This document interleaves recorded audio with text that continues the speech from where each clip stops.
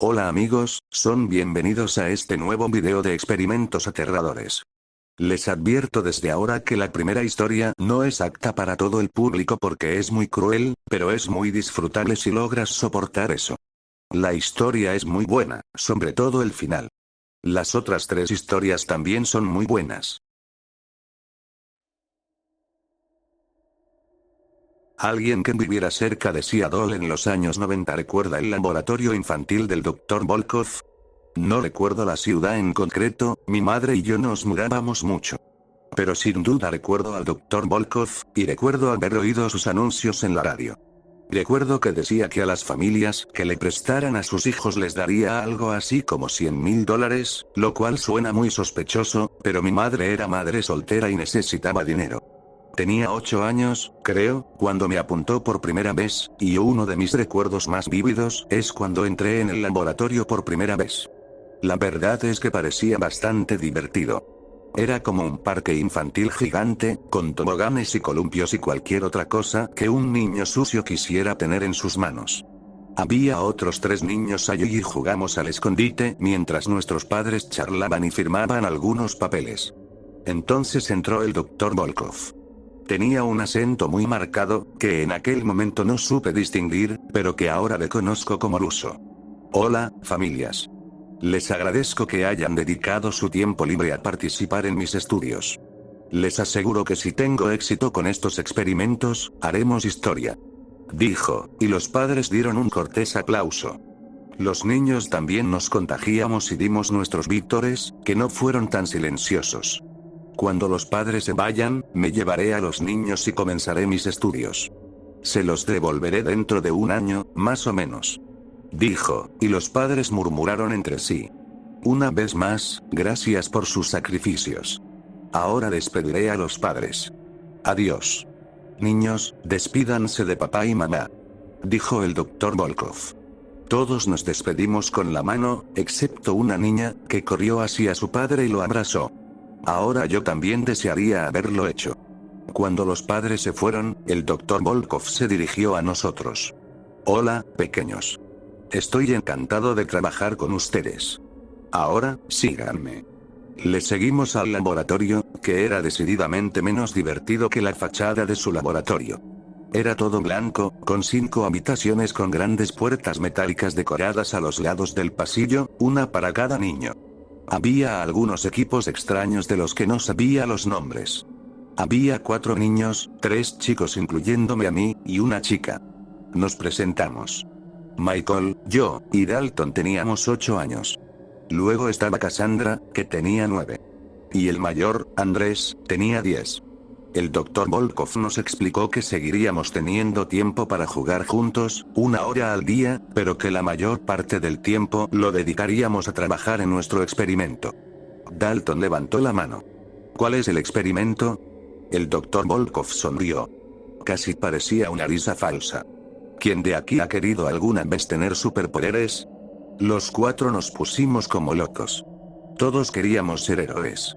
¿Y si les dijera que eso es posible con nosotros? Así es, en el transcurso de un año, los convertiré a ustedes 4 en un grupo de superhumanos, cada uno con su propio poder especial. Todos aplaudimos. Sonaba increíble. Y con eso, nos enviaron a nuestras habitaciones. El interior de la mía era extraño. No había juguetes, ni pósters, ni camas de carreras como las que tenía en casa. Había muchas luces, pero muchas no estaban encendidas por alguna razón. Estaba cansado, así que me tumbé en mi camita, decorada con rayos, y me fui a dormir. Al día siguiente, el Dr. Volkov nos enseñó más cosas sobre el experimento. Iba a condicionarnos a todos para que tuviéramos superpoderes, y luego formar una especie de super equipo para luchar contra los malos. Todos teníamos diferentes superpoderes. Yo iba a obtener el poder de manipular la energía, lo que hacía que mi habitación tuviera mucho más sentido. Dalton sería capaz de hablar con los muertos. Cassandra sería inmortal. Y Andrés iba a adquirir la fuerza de un gorila, lo que a todos nos pareció divertidísimo cuando lo oímos por primera vez. Nuestro entrenamiento iba a comenzar de inmediato, y nos enviaron a todos a habitaciones separadas. A mí me sentaron en una silla grande, y una de las ayudantes del Dr. Volkov, Katy, se sentó conmigo. Hola, Michael. ¿Qué tal estás? Vamos a convertirte en un super niño. ¿No es emocionante? Ahora, esto puede doler un poco. Sin previo aviso, tiró de una palanca y la silla en la que estaba sentado se iluminó de repente. Había recibido una descarga eléctrica y empecé a llorar. No te preocupes, pequeño. No te matará, pero te hará fuerte. ¿No quieres poderes eléctricos? Lo pensé y, aunque me dolía, los poderes eléctricos empezaban a sonar muy bien. Asentí, y ella volvió a darme una descarga. Me eché a llorar. Y esa fue mi vida durante un tiempo. Recibir descargas, llorar y volver a recibirlas. Hasta que un día, unos 2 meses después, intentaron algo diferente. Toma, sujeta esto, Michael. Katy dijo, dándome una barra de metal. Espero que esto conduzca suficiente electricidad a través de ti y encienda la bombilla. Pon tu mano en la bombilla, Michael. La obedecí. Ahora, ¿listo? 3, 2, 1, a continuación, dio una descarga a la varilla, que envió electricidad a través de mí, y en la bombilla. Dolió, pero no tanto como debería. Katy sonrió y llamó al Dr. Volkov a mi laboratorio. Estaba eufórico. Ha funcionado, niño. ¿Ves? Todos los días entrenándote para que fueras resistente a la electricidad han funcionado. Ahora podemos continuar nuestro experimento. Te has ganado el tiempo libre del día, vete a jugar. No fue hasta entonces, cuando fui a jugar con los otros niños, que noté los cambios. Todos parecíamos más raros, menos normales. Dalton no paraba de susurrar y no hablaba con nosotros. Andrés parecía extrañamente musculoso, y no paraba de subirse a las cosas. Y Cassandra, sinceramente, daba un poco de miedo. Parecía cosida, como una muñeca de trapo. Mientras Dalton estaba solo, Cassandra, Andrés y yo nos sentamos a hablar. No me gustan estos experimentos, dan miedo. Dijo Andrés. No paran de ponerme inyecciones y luego tengo que levantar pesas. Me duelen los brazos. Más tarde me enteré de que las inyecciones que le estaban poniendo eran de ADN de gorila, lo cual me aterra. Yo también tengo miedo. No paran de hacerme daño. Cada vez que muere una parte de mí, me cosen una nueva. ¿Ves? Cassandra se levantó la camisa, revelando que le habían cosido parte del estómago. Dicen que si lo hacemos suficientes veces, seré inmortal. ¿Has visto lo que le están haciendo a Dalton? Mi habitación está al lado de la suya, lo oigo todo el tiempo. Lo hacen sentarse con cadáveres y luego les habla. Lo asusta mucho. Dijo Andrés. Miré a Dalton. Tenía grandes ojeras y estaba pálido y demacrado. Me pregunté si le habrían sustituido en secreto por uno de los cadáveres. Esa noche ocurrió algo extraño. Me despertó un montón de luces rojas parpadeantes y alarmas. Algo iba mal en el laboratorio. Katy vino y me sacó de la cama, y vi que otros trabajadores también sacaban de la cama a los demás chicos. Todos menos Dalton. Oímos un montón de gritos procedentes de otra habitación mientras nos llevaban a los tres a nuestra sala de juegos. Tomé a Cassandra de la mano y Andrés se puso delante de nosotros, intentando protegernos. Tengo que unirme a ellos. Tengo que unirme a ellos. Me lo dijeron. Lo oímos gritar mientras la voz del Dr. Volkov intentaba desesperadamente calmarlo. Gritos, y luego silencio. Durante mucho tiempo. Aquella noche dormimos sobre los peluches de la sala de juegos. Nunca volvimos a ver a Dalton, y su puerta estaba cerrada con tablas. En ese momento supuse que su madre se lo había llevado a casa. Pero no nos dieron mucho tiempo para buscarlo, porque todos teníamos más experimentos el mismo día. Michael, ¿recuerdas cuando hiciste un gran trabajo con aquel experimento e hiciste que se encendiera la bombilla? Bueno, eso fue una ronda de práctica. El mes que viene vamos a hacerlo de verdad. Vamos a ponerte placas de metal en las manos para que puedas conducir la energía incluso sin sujetar la varilla metálica. ¿No suena genial? Dijo Katy. Me retorcí en el asiento. Sí. Mentí, e hicimos más entrenamiento. Diré que las descargas dolían mucho menos que la primera vez. Cada vez era más fácil. A medida que pasaba el tiempo, las cosas se ponían aún más raras. Las habitaciones de Cassandra y mía estaban una al lado de la otra, así que nos veíamos mucho. Ella cada vez tenía más puntos.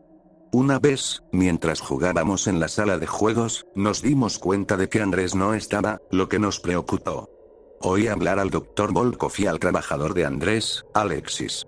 Dijeron que se comporta de forma extraña, como un mono. Trepa por todas partes y les ataca si se acercan demasiado. Ya ni siquiera habla. Dijo Cassandra, ajustándose un trozo de piel cosido en la cara. ¿Cómo va tu experimento? Le pregunté. No muy bien. Dicen que estoy progresando y que lo que me dan en inyecciones funciona. Dicen que es una sustancia química que mejora la resistencia de las personas. Creo que esa es la palabra que usaron. Pero todavía tienen que coserme a veces. Aunque no sé si realmente está funcionando. Todo lo que han estado haciendo es golpearme con cosas y cortarme con cosas. Ni siquiera me han matado. Me dijo. Le miré el brazo. Para mi sorpresa, estaba completamente cosido. Eso apesta. El mío tampoco va muy bien. Aún no tengo poderes eléctricos. Pensé que los tendría. Dije. Este lugar se está volviendo aburrido. Estoy harta de la sala de juegos. Vamos a explorar. Dijo Cassandra, levantándome de mi asiento mientras un punto se aflojaba en su brazo. Intenté resistirme, pero ella era fuerte. Me arrastró por los pasillos, que estaban vacíos. Supongo que los trabajadores estaban descansando. Era como un laberinto. Cuando pasamos por el pabellón infantil, también conocido como nuestro pabellón, vimos un montón de cosas médicas que parecían raras. Parecía elegante y oficial. Al final del pasillo había una puerta y Cassandra me empujó hacia ella. Dentro había un montón de documentos. Los tomamos y empezamos a leerlos. El experimento Volkov. Leyó en voz alta. Realizado para probar los límites del cuerpo y la mente humana, mental y físicamente. Sujetos: Dalton Johnson, Michael Porter, Cassandra Colombo y Andrés Scott. Esos somos nosotros, sigue leyendo. Insistí. Los sujetos serán torturados repetidamente, bajo el pretexto de ser entrenados para la grandeza. Se les inyectará placebo, se les golpeará, se les electrocutará, se les obligará a soportar duras actividades físicas y se les encerrará en habitaciones con cadáveres. Este experimento pondrá a prueba la teoría formulada por el Dr. Dmitry Volkov, según la cual si se somete a los niños a tortura bajo la suposición de que el resultado será positivo, junto con el refuerzo positivo de los mentores, experimentarán menos o diferentes respuestas traumáticas a dicha tortura. Nos miramos. ¿Quieres decir que no somos superhéroes? Pregunté. A Cassandra se le llenaron los ojos de lágrimas y oímos pasos en el pasillo. Será mejor que nos vayamos. Dijo, agarrándome de la mano mientras se le soltaban más puntos en los brazos. Corrimos por el pasillo y volvimos a la sala de juegos justo cuando Katy entraba. Hora de dormir, niños. Dijo, y nos llevó a nuestras habitaciones donde me metió en la cama. Esa noche no dormí nada. Al día siguiente se desató el infierno. Durante el tiempo libre, Cassandra y yo decidimos ir a ver cómo estaba Andrés, que hacía días que no salía de su habitación. Andrés. Hola. Dijimos, abriendo la puerta sin llave. Lo que vi allí me perseguirá por el resto de mi vida. Estaba como loco, trepando por las paredes de su habitación. Tenía los ojos vidriosos, como si no tuviera ni idea de lo que estaba pasando. Ni siquiera hablaba, solo gruñía y gritaba.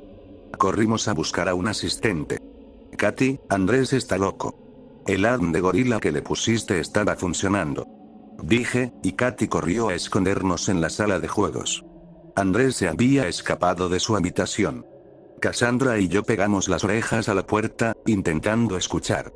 El sujeto 4 está reaccionando mal al ADN de gorila, Dr. Volkov. Informó Katia, mientras intentaban localizar a Andrés. No, imposible. Dijo el Dr. Volkov. No le dimos ADN de gorila. Fue un placebo. Dijo, y aunque a esa edad yo no sabía lo que era un placebo, Cassandra y yo nos miramos asombrados. Eso es fascinante, déjame escribirlo. Le oímos decir. No, Dr. Volkov, no hay tiempo, hay una brecha en su habitación, está en algún lugar del edificio. Dijo Katy, presa del pánico. No, déjame, Dr. Volkov, los sujetos 2 y 3 están en peligro, y nosotros también, no hay tiempo. No tomará, Dr. Volkov. De repente, oímos gritos, carreras y caos. Supongo que Andrés los había encontrado. Cuando todo quedó en silencio, Cassandra abrió con cuidado la puerta de la sala de juegos. El Dr. Volkov y Katy, o al menos lo que quedaba de ellos, estaban tendidos en el suelo, en un amasijo de sangre. Andrés estaba en un rincón, hiperventilando. Se dio la vuelta y corrió hacia nosotros. Cassandra gritó, pero él se detuvo delante de nosotros. Andrés, dije tembloroso, sin esperar que dijera nada. Vete. Son libres. Siseó, y Cassandra y yo nos quedamos en shock. ¿Son tontos? Ya vienen. Váyanse, antes de que los atrapen. Dijo, y solo entonces nos dimos cuenta de que los hombres con trajes de riesgo biológico corrían hacia nosotros. Cassandra y yo corrimos y corrimos, hasta que encontramos la salida al patio de recreo en la parte delantera del edificio. Oímos disparos detrás de nosotros y los gritos de Andrés. Pero no nos importó, lo único que podíamos hacer era salir corriendo por la puerta, fuera del infierno en el que llevábamos meses. Esperamos fuera de la puerta un rato, esperando a que Andrés saliera tras nosotros, pero nunca lo hizo. Aquello fue lo último que vi del experimento Volkov. Nunca se publicaron documentos, ni informes policiales, nada. Cassandra y yo tomamos caminos separados, de vuelta con nuestras familias, y pronto mamá y yo nos mudamos de ciudad. A veces me pregunto si lo soñé todo. Pero la semana pasada, en la cafetería, vi a una chica con extraños puntos de sutura por todo el cuerpo y, cuando se marchó con su bebida, establecimos contacto visual y supe que ella también me había reconocido. Supongo que hay cosas que no se pueden inventar.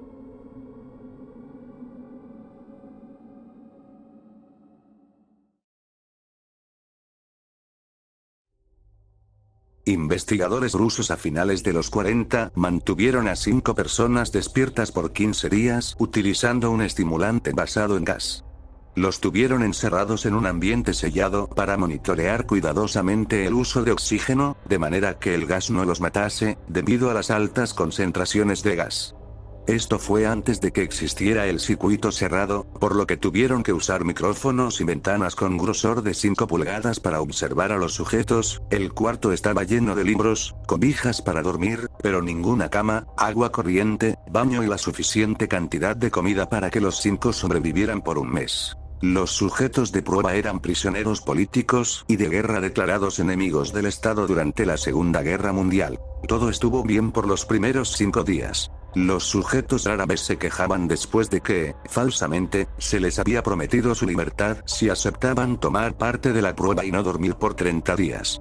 Sus conversaciones y actividades fueron monitoreadas y los científicos notaron que conforme pasaba el tiempo, ellos hablaban sobre incidentes traumáticos de su pasado. Después de 5 días se empezaron a quejar de las circunstancias y eventos que los llevaron a donde estaban y empezaron a demostrar paranoia severa. Dejaron de hablar entre ellos, y comenzaron a murmurar de manera alterna en los micrófonos.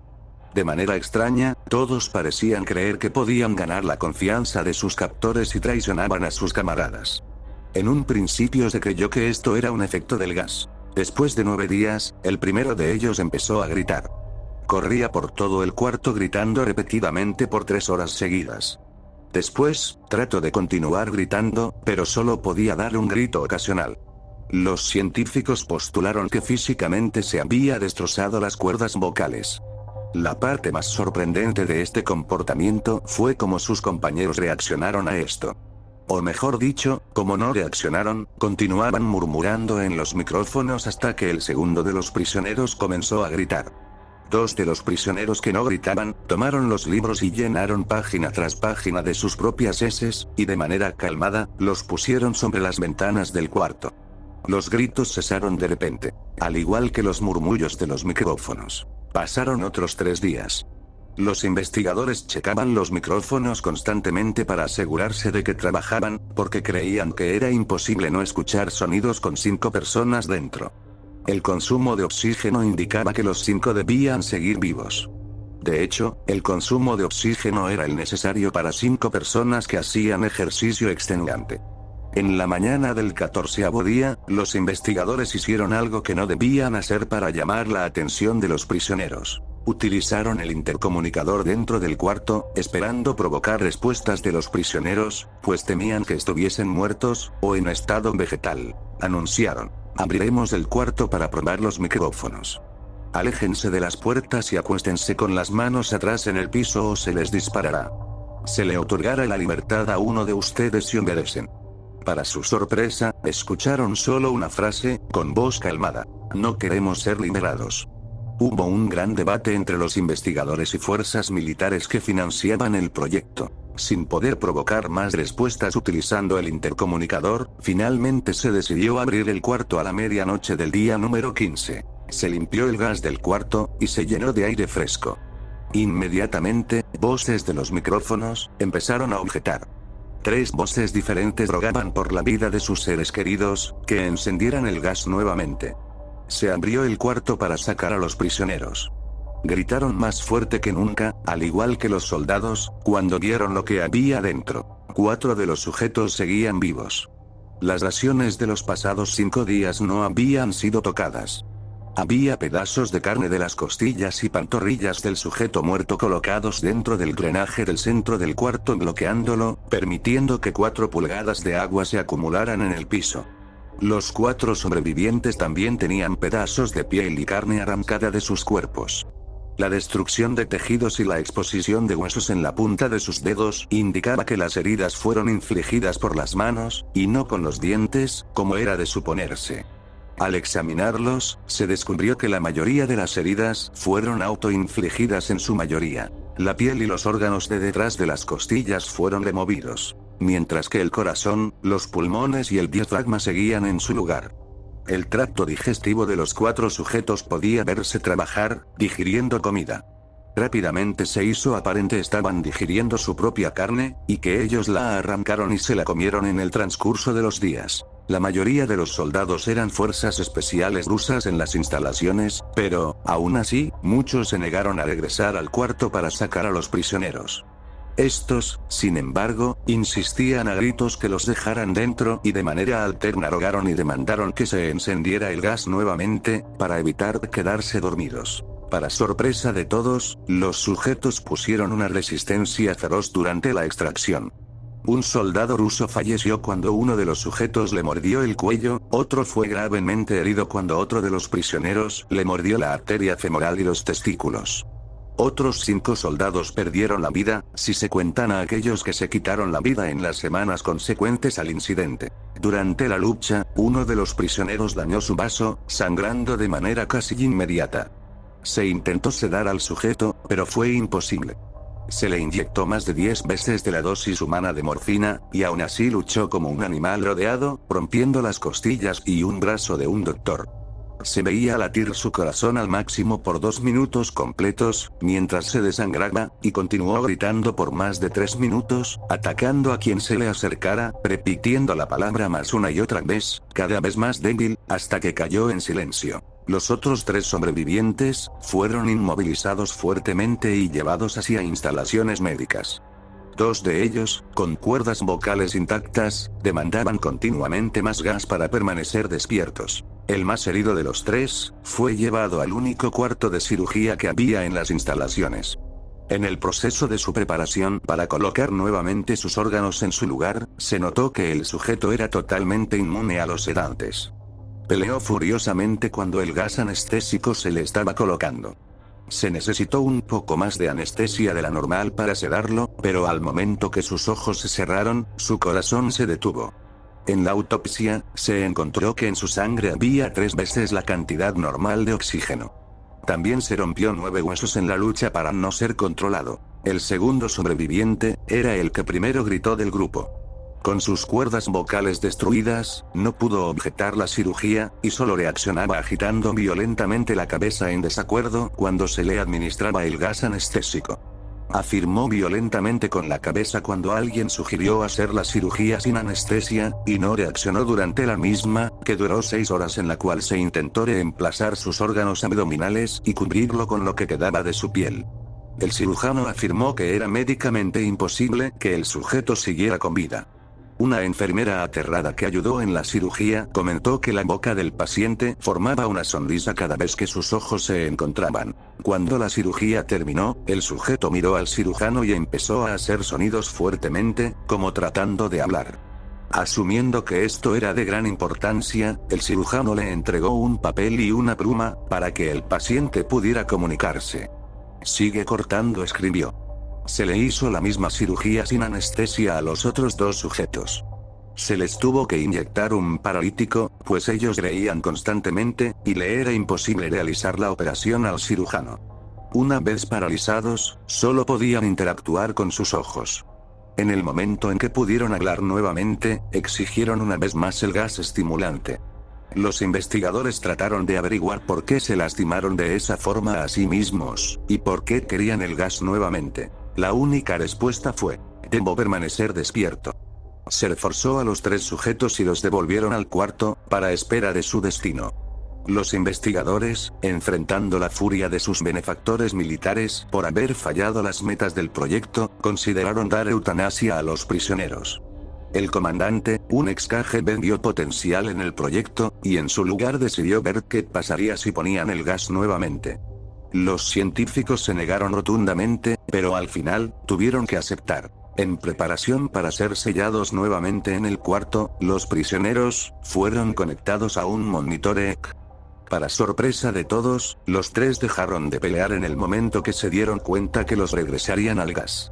En este momento, era obvio que los tres estaban haciendo un gran esfuerzo por mantenerse despiertos. Uno de los prisioneros estaba murmurando una canción. El sujeto mudo peleaba con sus ataduras de piel, como si tratara de enfocarse en algo. El último sujeto mantenía su cabeza en la almohada, y parpadeaba rápidamente. Siendo este el primero al que se le puso el EEG, la mayoría de los investigadores monitoreaban sus ondas cerebrales con sorpresa. Eran normales la mayor parte del tiempo, aunque algunas veces aparecía una línea recta de manera inexplicable. Parecía que repetidamente sufrían de muerte cerebral. Mientras analizaban los datos, una enfermera notó que los ojos del sujeto se cerraron. Sus ondas cerebrales cambiaron inmediatamente por las de sueño profundo, luego se pusieron rectas, y de manera simultánea, su corazón se detuvo. El único sujeto que quedaba que podía hablar comenzó a gritar para que lo encerraran en ese momento. Sus ondas cerebrales mostraban las líneas rectas del sujeto que acababa de morir por quedarse dormido. El comandante dio la orden de sellar el cuarto con los dos prisioneros dentro, junto con tres de los científicos. Uno de los tres, inmediatamente tomó un arma y abrió fuego contra el comandante, matándolo de un tiro entre los ojos. Después apuntó al prisionero mudo, y le voló el cerebro. Apuntó al prisionero que quedaba vivo, mientras que los demás investigadores escaparon del cuarto. No me encerrarán con estas cosas. No contigo. Le gritaba al prisionero que estaba atado al camastro. ¿Qué eres? Demandó. Necesito saber. El prisionero sonrió. ¿Tan fácilmente te has olvidado de mí? El prisionero preguntó. Somos ustedes. Somos la locura que está encerrada en todos ustedes, rogando por libertad en cada momento de tu vida, desde lo más profundo de tu mente animal. Somos aquello de lo que te escondes en tu cama todas las noches.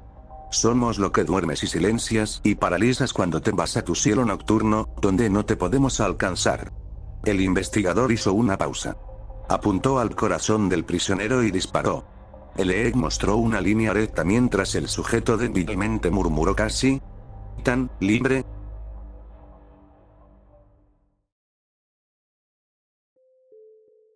Me llamo Roberto, ahora tengo 21 años, pero esta historia ocurrió el invierno pasado, cuando aún tenía 20. Soy explorador urbano y fotógrafo de naturaleza. No voy a dar más detalles sobre mí porque no quiero que nadie me persiga si se entera de lo que he visto. Sé que nunca olvidaré lo que he visto, pero no puedo arriesgarme a contárselo a nadie que conozca. Actualmente no corro ningún peligro inmediato, pero hay demasiadas incógnitas. A principios de diciembre del año pasado, estaba mirando Instagram y vi unas fotos de una fábrica abandonada en Alemania. Este lugar era tan perfecto, estaba oxidado y viejo, pero aún conservaba la misma estructura y forma que cuando estaba en uso. Algunas de las fotos eran impresionantes, vistas de montañas a través de viejas ventanas decrépitas, cosas así. Hice una captura de pantalla y busqué una imagen inversa en una de las fotos de Instagram y encontré un lugar en Alemania.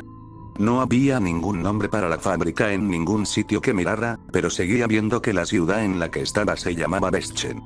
Lo busqué en Google Earth y vi que estaba en una región montañosa del norte de Alemania. Mientras recorría las imágenes de Google, un artículo me detuvo. Decía que la fábrica iba a ser demolida en abril del año que viene, es decir, que desaparecería en unos meses. Me sentía impulsivo y emocionado, así que sin pensarlo busqué en Google vuelos a Berlín. Mirando atrás, me hubiera gustado que mi teléfono se hubiera apagado en ese mismo momento, cualquier cosa que me impidiera seguir buscando vuelos. Haría cualquier cosa por volver atrás y obligarme a cerrar esa pestaña. Sin embargo, encontré un vuelo que salía de mi aeropuerto ese miércoles. Solo costaba $600. Estaba a punto de comprar los billetes cuando recordé que mi amigo John, no es su nombre real, estaba buscando un sitio al que ir en las vacaciones de invierno. Así que lo llamé y le dije que había billetes a Berlín por $600. Ojalá me hubiera disuadido, pero le encantó la idea. Esa misma tarde compramos los billetes y planeamos irnos el miércoles. Adrián, que tampoco es su verdadero nombre, también iba a venir con nosotros, pero se iba a marchar el sábado temprano para ir a ver a su familia en Polonia. John y yo hicimos planes para ir a Beschen el domingo y echar un vistazo por allí durante unas horas. Así que cuando llegó el miércoles empaqué todas mis cosas, lentes de cámara, tarjetas SD, respirador, linternas, ropa y me reuní con John y Adrián. Tomamos un Uber hasta el aeropuerto y subimos rápidamente al avión. Honestamente, no recuerdo la mayor parte del vuelo, creo que dormí durante la mayor parte, pero finalmente, llegamos a Berlín. Sinceramente, los días siguientes fueron unas vacaciones normales, nada más que hacer turismo y cosas básicas de turista. El sábado nos despedimos de Adrián y se marchó a Polonia.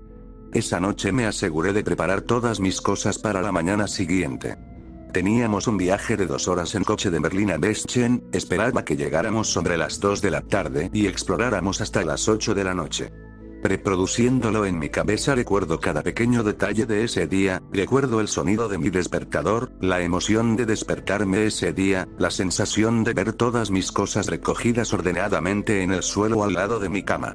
Nos levantamos y desayunamos en el vestíbulo del hotel antes de dirigirnos al lugar de alquiler de coches. Elegimos un Chevy azul y el chico nos dio las llaves. Pasé las siguientes horas conduciendo por las verdes colinas de Alemania hasta que por fin llegamos. Cuando por fin llegamos a la ciudad, solo sentí emoción. Recuerdo que condujimos y miramos a nuestro alrededor durante un rato hasta que vimos la fábrica abandonada, tan clara como el agua. Estaba al pie de una alta colina, en medio de un campo verde brillante. Las montañas se veían a lo lejos, al este, frente a la fábrica. Empecé a buscar en Google Maps un buen sitio para aparcar y poder ir andando. Había un gran aparcamiento junto a un almacén que estaba a unos 400 metros de la fábrica. Aparqué en una de las plazas y miré a mi alrededor en busca de gente. Debería estar bien, le dije a John mientras salíamos del coche. Cogí la bolsa de la cámara, la linterna y el respirador del asiento trasero y me lo puse todo. Para los que no lo sepan, muchos edificios antiguos se construyeron con materiales tóxicos como el amianto, así que es más seguro no arriesgarse y ponerse el respirador. Empezamos a caminar por este viejo camino de asfalto agrietado que tiene hierba y flores que crecen a través de él. Nos llevó directamente a la fábrica, de la que recuerdo haber tenido por fin una buena vista. Era marrón y estaba oxidado, pero seguía siendo hermoso y majestuoso. Tenía plantas que crecían en él, como si la naturaleza lo hubiera recuperado después de que la gente lo abandonara. Después de caminar un poco, llegamos a una alta valla de alambre de espino que estaba cerrada con llave, pero no tenía alambre de espino encima, así que me planteé saltarla, pero en vez de eso decidí buscar un camino más fácil. Después de caminar junto a la valla, vi que alguien había arrancado parte de ella del marco metálico. Empujamos el metal y nos arrastramos hasta el otro lado. Ahora solo teníamos que entrar en la fábrica. Ya tenía claro que la entrada principal no era una opción, probablemente tenía sensores de movimiento de todos modos. Estaba mirando a mi alrededor cuando lo vi, una ventana rota.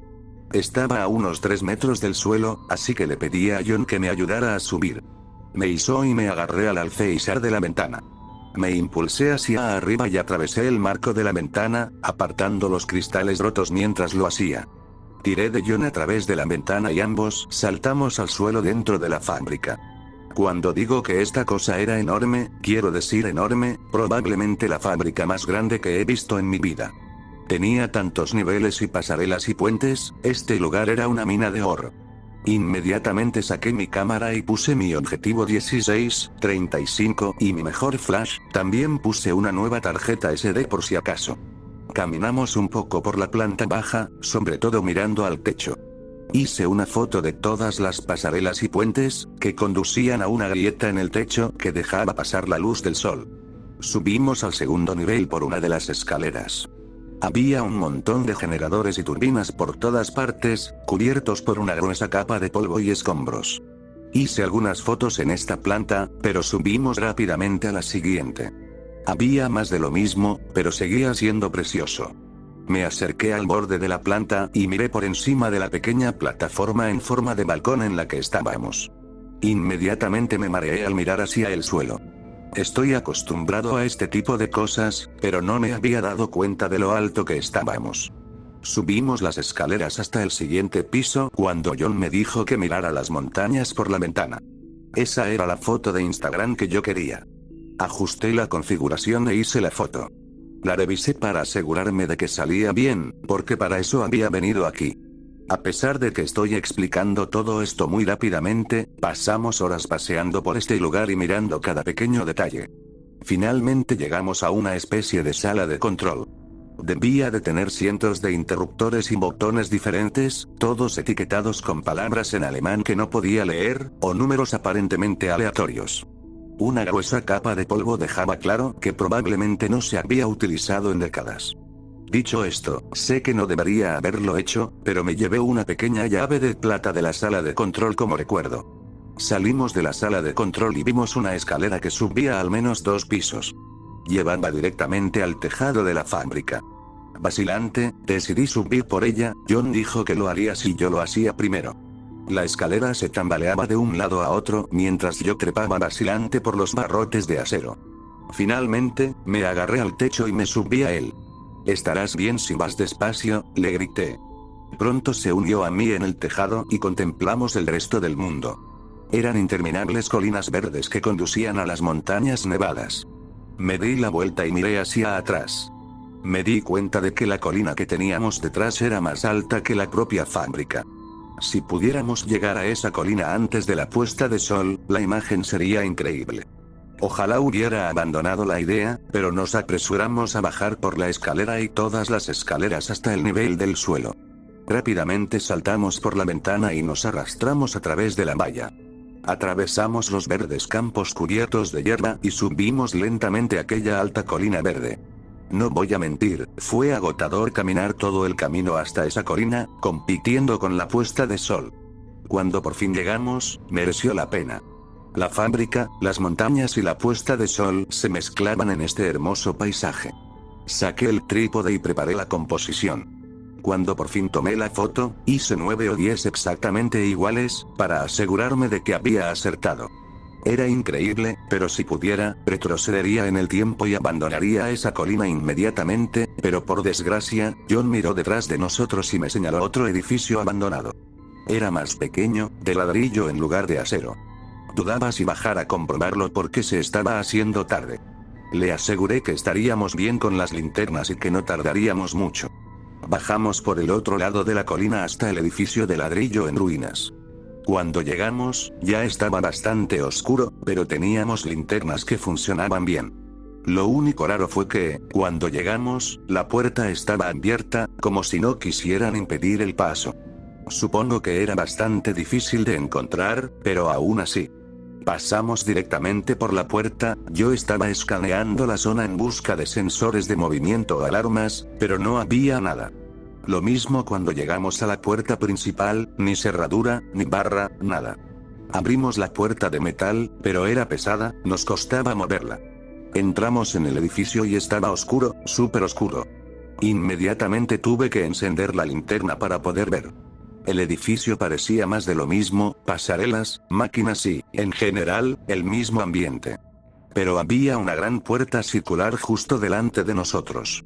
Parecía más la entrada a la cámara acorazada de un banco que una puerta normal. En este punto, me sorprendió que no hubiéramos visto ni una sola alarma o sensor de movimiento en este lugar.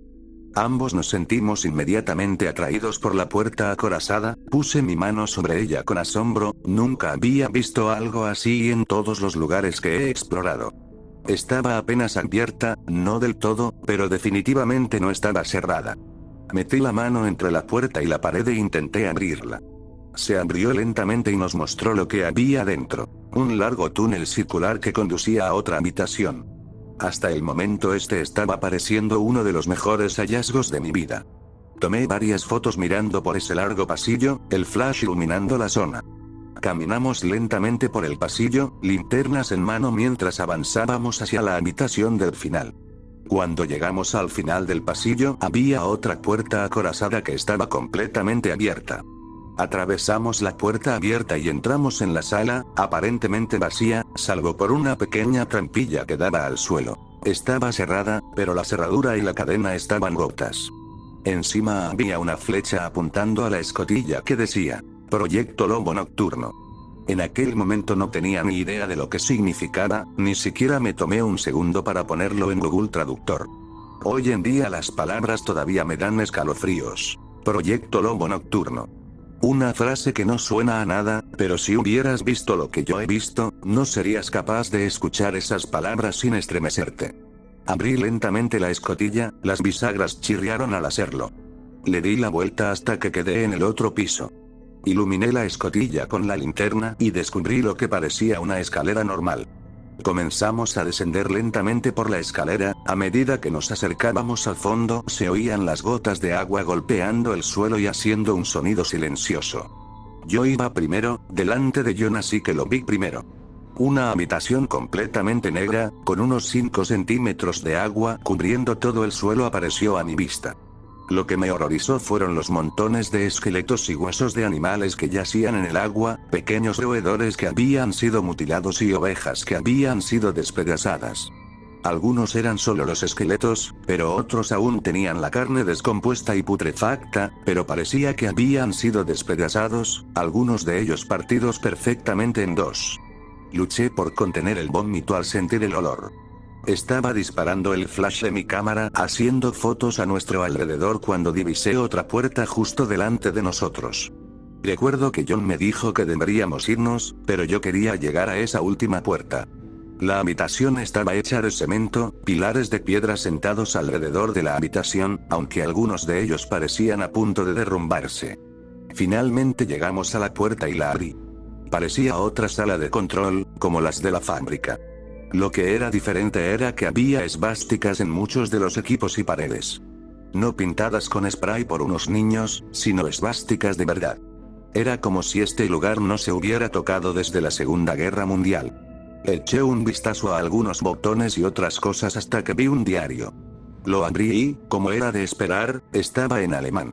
Pero me lo metí en el bolsillo para llevármelo a casa. En ese momento oí el ruido de cristales rotos, no como si a alguien se le cayera una copa de vino, sino como si se rompiera una ventana entera de golpe. Apagué inmediatamente la linterna y John cerró la puerta tras nosotros. Ambos nos arrodillamos, respirando lo más silenciosamente posible, sin querer saber qué era aquel sonido. Me vinieron pensamientos a la cabeza, posiblemente un pájaro, un puma, pero ninguno de los dos era posible.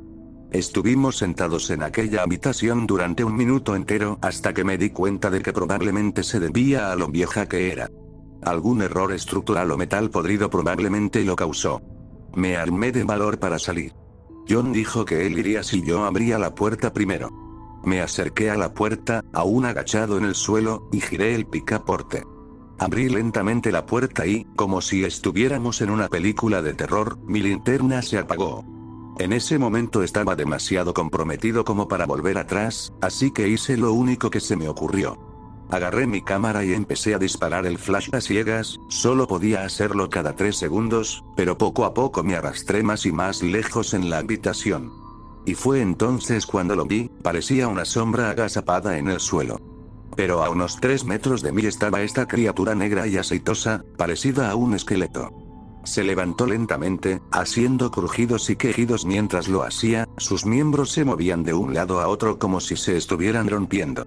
Cuando por fin se levantó del todo, vi su dentadura destrozada y afilada como una cuchilla, que cubría un enorme corte en su cara. Medía al menos 3 metros y su cabeza casi tocaba el techo. Sostenía el cuerpo de un zorro entre sus brazos larguiruchos y disimulados. Partió en dos al zorro, que emitió un chillido espeluznante y desgarrador. Mi flash dejó de dispararse, bajé la vista hacia mi cámara para ver el mensaje tarjeta SD llena. Rápidamente saqué la que llevaba en el bolsillo y las cambié. Pero cuando volví a disparar el flash, la criatura había desaparecido. ¿Acaso me la había imaginado? Me quedé paralizado cuando, de repente, me agarró por el cuello. Sentía su mano húmeda y afilada mientras tiraba de mí hacia ella. John corrió inmediatamente hacia la puerta, y no le culpo por ello. Yo estaba en pánico, ningún pensamiento racional corría por mi cerebro excepto uno: sobrevivir. Al acercarme a su cara, cogí la navaja del bolsillo derecho y se la clavé profundamente en el cuello. Me soltó y lanzó un grito espantoso. Mi cámara se estrelló contra el suelo y sentí que John me agarraba del brazo para levantarme. Salimos disparados hacia la puerta y la cerramos de un portazo. Aún se oían los gritos y chillidos mientras subíamos las escaleras. Cuando llegamos arriba y por encima de la trampilla en el suelo, até la cadena alrededor de la cerradura, con la esperanza de darnos más tiempo. Después de eso, volvimos corriendo a nuestro coche. La oscuridad era total, así que cuando entramos en el coche, salimos a toda velocidad y no miramos atrás ni un segundo. El viaje de vuelta al aeropuerto fue muy silencioso. Cogimos un vuelo más temprano y nos fuimos esa noche. No hablamos de lo ocurrido hasta que volvimos a casa. No salí de mi habitación durante el resto de las vacaciones de invierno. Si no fuera por el diario y las fotos, habría pensado que lo había soñado. Pero no, las fotos mostraban a la repugnante criatura exactamente como la recuerdo. En realidad me alegro de haber cambiado las tarjetas SD o no tendría fotos de ella. No voy a publicar ninguna de ellas, principalmente porque no quiero que la gente encuentre este lugar y cometa el mismo error que yo, pero voy a publicar una sección del diario que pude traducir. La mayor parte del diario es ilegible, pero pude distinguir esta pequeña sección. Nuestras pruebas no han mejorado, se ha vuelto aún más violento, ya no se come a los conejos, sino que los destroza. Aquí ya nadie quiere meterse en la jaula con él porque parece que disfruta destrozando a los animales. También los gritos, no olvidaré los gritos hasta el día de mi muerte. Menos 24 de marzo de 1942.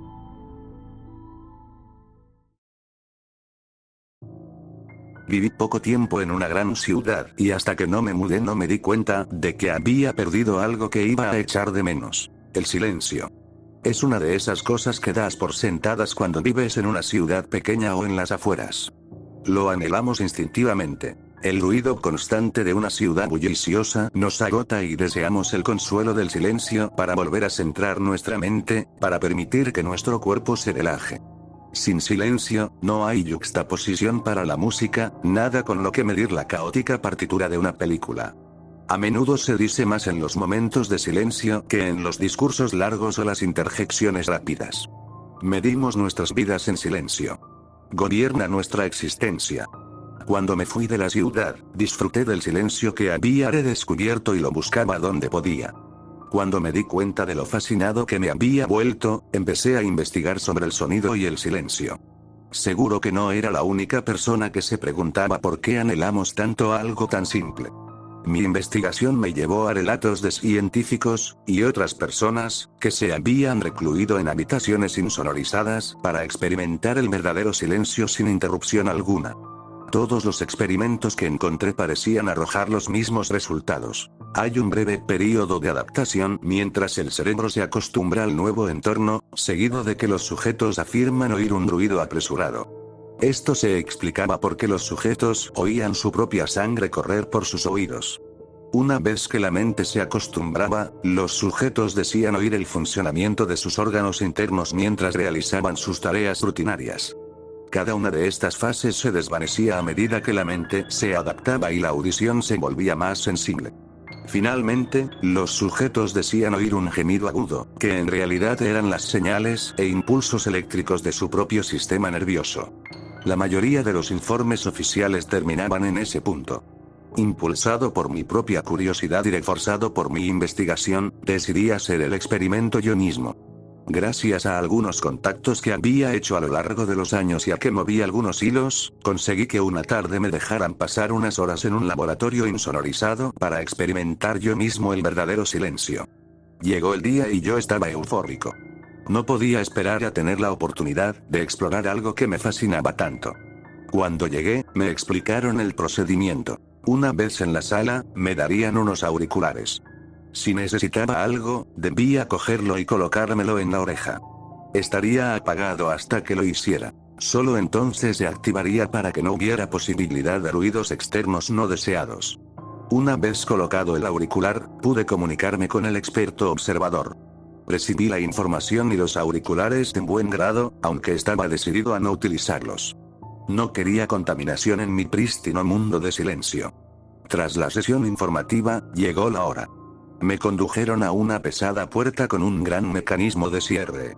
Al abrirla, observé una sala cubierta de ángulos dentados de espuma y materiales extraños, con gruesas paredes. Esta era la habitación. Respiré hondo y entré. Oí la puerta cerrarse tras de mí, el golpe sordo de la pesada cerradura deslizándose en su sitio. Mi tiempo en silencio había comenzado. No sé si puedo describir con exactitud cómo fueron esos primeros momentos. He oído el término silencio opresivo, y aunque puede ser un buen comienzo, no puede hacer comprender realmente la profundidad del silencio que experimenté. De lo que no me di cuenta hasta que se cerró la puerta fue de la cantidad de sonido ambiente y arbitrario que existe en cada momento. Tómate un momento y escucha el mundo que te rodea. Puede que oigas el aire de un aparato de aire acondicionado, puede que haya una carretera cerca, puede que sea el zumbido del ventilador de tu ordenador o incluso los golpes y crujidos aleatorios de una casa que se adapta al aire que la rodea.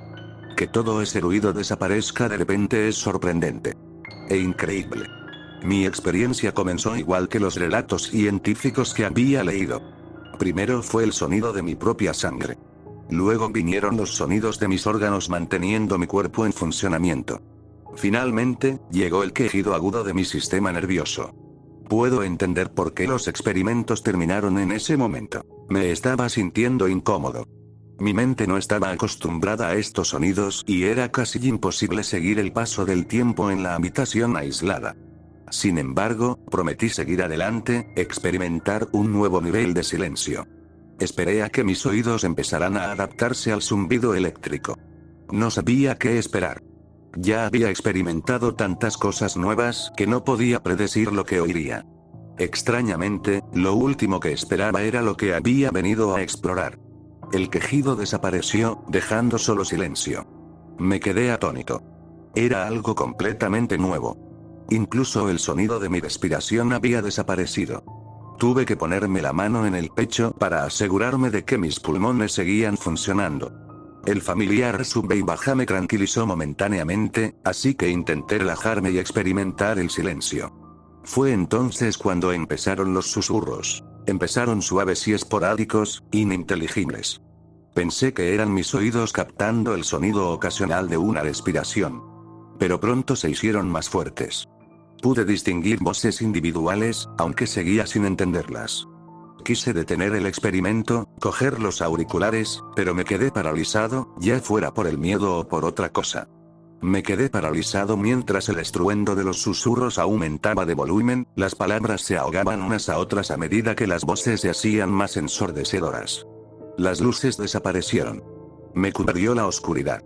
Los susurros cesaron bruscamente. Oí una voz clara. Duerme. Volvió la luz. Estaba boca arriba siendo examinado por un paramédico, el experto en observación a mi lado. Cuando le pregunté qué había pasado, me dijo que me había desmayado. En un momento estaba bien y al siguiente me había desmayado. Cuando vino a verme, me encontró en medio de una convulsión y llamó a emergencias.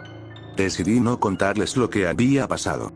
Me hicieron un chequeo completo y me dieron el alta, pero me recomendaron que fuera al hospital. Me negué, les dije que pediría cita con mi médico de cabecera, subí al coche y me fui. Estaba conmocionado, pero convencido de que había una explicación lógica. Aún así, por primera vez en mi vida, agradecí el rugido de los neumáticos sobre el asfalto. Llegué a casa e inmediatamente abrí el ordenador para averiguar qué podía haber causado el susurro. Volví al relato original del experimento del silencio para ver si tal vez me había perdido algo. Al releer el artículo, me di cuenta de que había silencio. Nada más darme cuenta del silencio de mi casa, lo oí. Un susurro. Me quedé helado. El miedo se apoderó de mí mientras aguzaba el oído. Seguramente se trataba de un truco de mi imaginación. Permanecí inmóvil, rezando para que el silencio no se viera alterado. Un susurro. No pude encender la música lo bastante rápido. Subí el volumen para que se oyera en toda la casa. Fui de habitación en habitación, buscando, no había nada. Volví a mi investigación, dejando la música encendida. El primer artículo que leí no me dio ninguna idea de los aterradores sonidos que estaba escuchando. Revisé todos los registros científicos que pude encontrar, pero no descubrí nada. El cansancio se apoderó de mis ojos, que empezaban a caer. Consideré la posibilidad de dormirme, pero la idea de pasar horas en silencio ininterrumpido me alejó de la mente. Me preparé un café y seguí investigando. Pero no encontraba nada. En mi desesperación, recurrí a fuentes de información alternativas, antes desestimadas por su falta de valor científico o de datos confirmables. Descubrí un montón de historias tipo leyenda urbana sobre la tortura del silencio. Se encerraba a los sujetos en habitaciones insonorizadas hasta que el silencio supuestamente los volvía locos. Fue allí donde empecé a encontrar historias de lo que yo estaba experimentando. Los sujetos gritaban que oían voces en el silencio, incluso horas después de ser sacados de las cámaras. Estas voces persistían hasta que los sujetos podían oírlas incluso a través del ruido constante, creciendo en intensidad hasta un susurro. Se me heló el corazón. El susurro había atravesado la música. Sacudí la cabeza, diciéndome que era una reacción paranoica a lo que estaba leyendo. Me volví hacia el ordenador. Un susurro. Me obligué a ignorarlo. Un susurro. Tengo que dormir, un susurro. No. Me obligué a despertar y seguí adelante. Han pasado 5 días desde que todo esto empezó. No he dormido en ese tiempo. Aún no tengo datos reales. Ningún informe científico me ha dado pistas. Fuentes menos reputadas me han ayudado. Algunas sugieren que el largo silencio permitió a mi cerebro acceder a las frecuencias eléctricas a través de las cuales operan los espíritus. Otros sugieren que mi mente, al verse privada de sonido, se convenció a sí misma de que había muerto. Esto permitió que un espíritu malicioso se apoderara de mí e intentara poseerme. Mi propia teoría es que el silencio era demasiada estimulación para una mente humana. Provocó un episodio psicótico que aún no ha cesado. Lo único que sé con certeza es que lo que una vez busqué con tanto fervor ha desaparecido. El silencio que antes ansiaba ahora lo temo. Añoro ese silencio reconfortante que solía conocer. Pero no importa. El silencio se ha perdido para mí. Las voces han persistido. Ya no susurran. Hablan. Gritan. Una voz ahoga todas las demás. Me dice que duerma. Sé que no despertaré. Ya no puedo ignorarla. Las voces se acallan. Un susurro. Duerme. Debo dormir. El silencio es tan pacífico.